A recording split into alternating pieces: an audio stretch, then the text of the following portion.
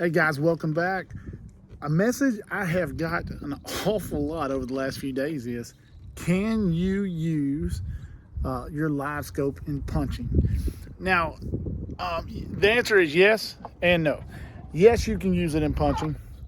Yes, you can use it to zone in on fish and things like that. You can use both perspective and forward.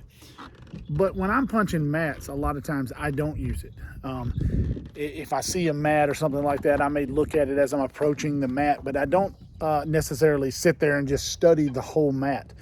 But yes, you can use it. There are times that if I think there's a fish in the area, or I think I got a bite, I'll look at it again with the Livescope and then toss my, my punching rig back in there and see if there's a fish biting it, or see if there's one in the area, or things like that.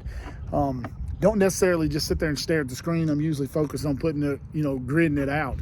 But I will look down at it from time to time, and yes, you can use it to punch mats. So let's take a look at what it looks like and how you can use it.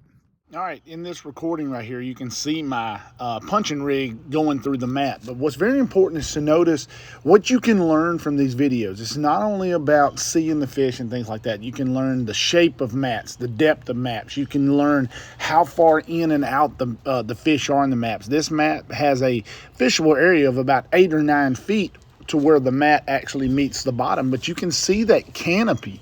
And that's what the cool thing about Livescope is. It's always about catching fish. It's about educating yourself on the makeup of the mats.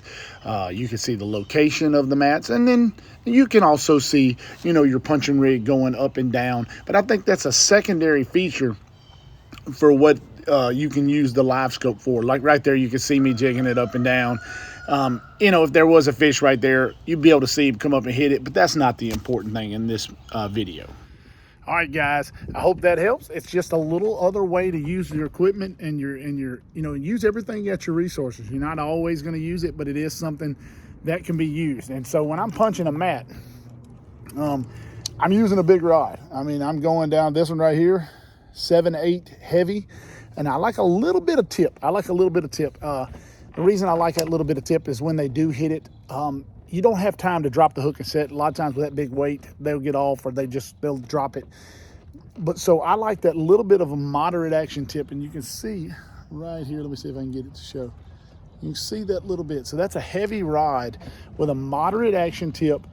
I don't have that in my line. What that is, that's a JB3 big iron, 7/8 heavy action, but it's got a little bit of tip in it, so that when you're in there and they hit it, they can get it a little bit. That way you have a little extra time to set that hook. And of course, as always, using a PC Fun Spark Pro 50-pound braid seems to be what I use most for everything. But guys, thanks for watching. Thanks for subscribing. Check out JB3 rods. Check out the GarminGuru.com. Got some new stuff on there. Hey, guys, ring the bell.